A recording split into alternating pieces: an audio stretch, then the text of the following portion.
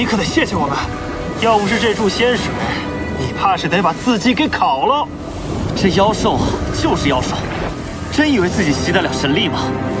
我要是你，就趁早滚回家，免得1个月之后丢了主神的脸。听你们在这放屁！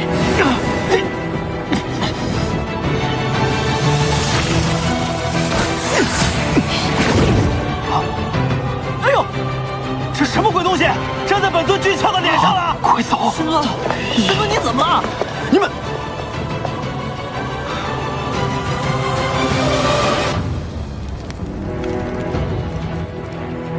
小殿下，小殿下，不好了，太初殿走水了。子涵扣住了古君，说他意图刺杀天启神尊。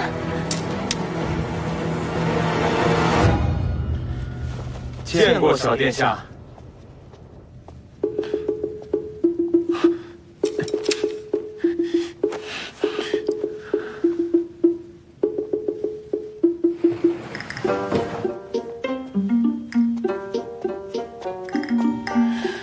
哎呀，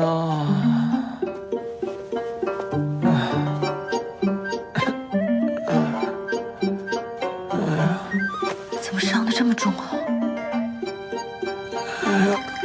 慢点，慢点。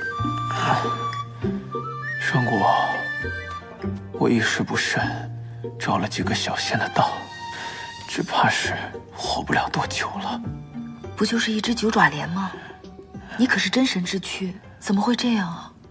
你有所不知，前些日子我修炼，不慎走火入魔，伤及心脉，而九爪莲毒性攻心，又引发了旧患，只怕这次我是撑不了太久了。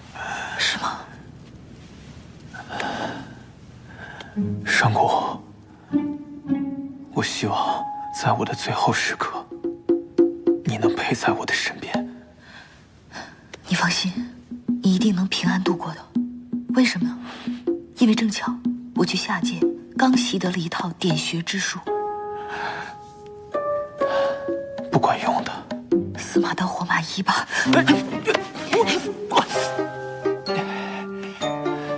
是不是？我说的没错吧？你一定可以平安度过的。你什么时候发现的？ 当然是进门的时候就发现了。我演技有这么不济吗？比我稍微差一点吧。我记得我很小的时候被饕餮打伤，你带着我去下界寻医问药，那一治就是100多年。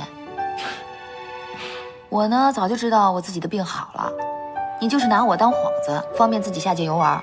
胡说！那时候你调皮捣蛋，跟个男孩子似的。志阳一听见你的事就头大，还不是只有我管你的烂摊子。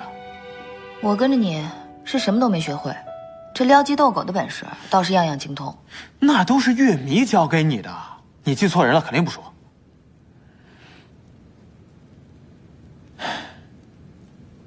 这虽说，魔神现在正被父神所压制着，但是九幽还有众多自由行走的魔族，此去凶险，我是真不希望你去。我知道，你的任性，你的顽劣，都是装出来的。 其实你比谁都要强。上古，你是在非议中长大的，平日里那些闲言碎语，你听到了，只会用恶作剧的方式10倍还击回去，回到殿中才会偷偷抹泪。这主神之位看似荣耀，实则负重难行。那天在店里，我就看出来了，志阳和白绝定是商量好的，他们都没有阻止你前去九幽。不过你放心，只要有我在。 没有人能逼你做你不愿意做的事。不就是去九幽吗？1000年而已，一眨眼就过去了，小事儿。你的眼界也不比我好到哪儿去。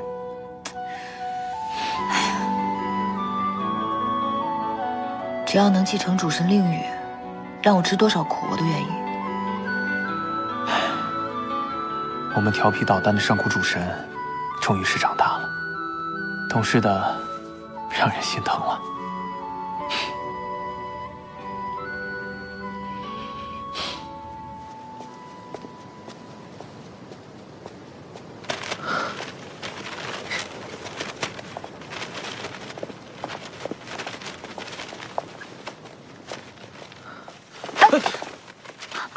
不起，对不起。你哪来的神君啊？夏君目光，给女神君请罪了。是你啊！我并非什么神君，只是小殿下的一个小神侍。目光上君，不必为我行礼。你是上古小殿下的神兽，无患。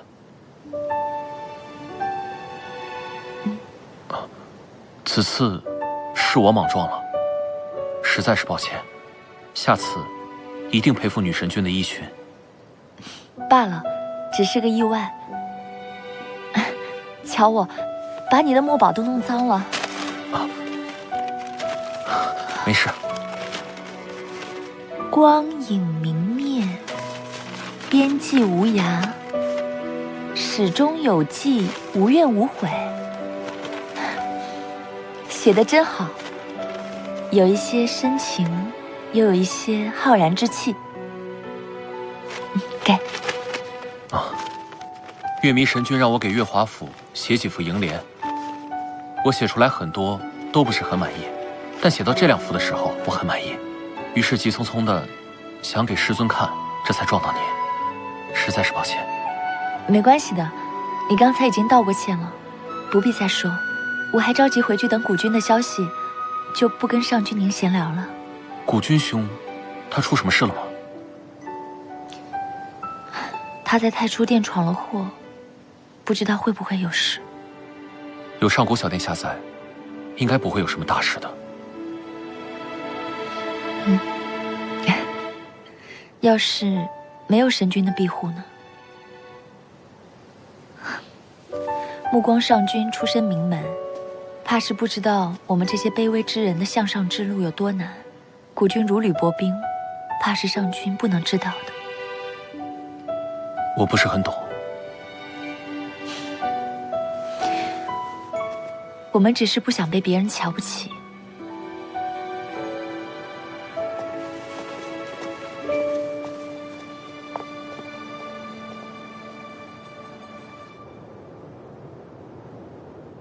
你们2人一夜不见，怎么比以前还丑？是古君打的，求师尊明察。别喊我师尊。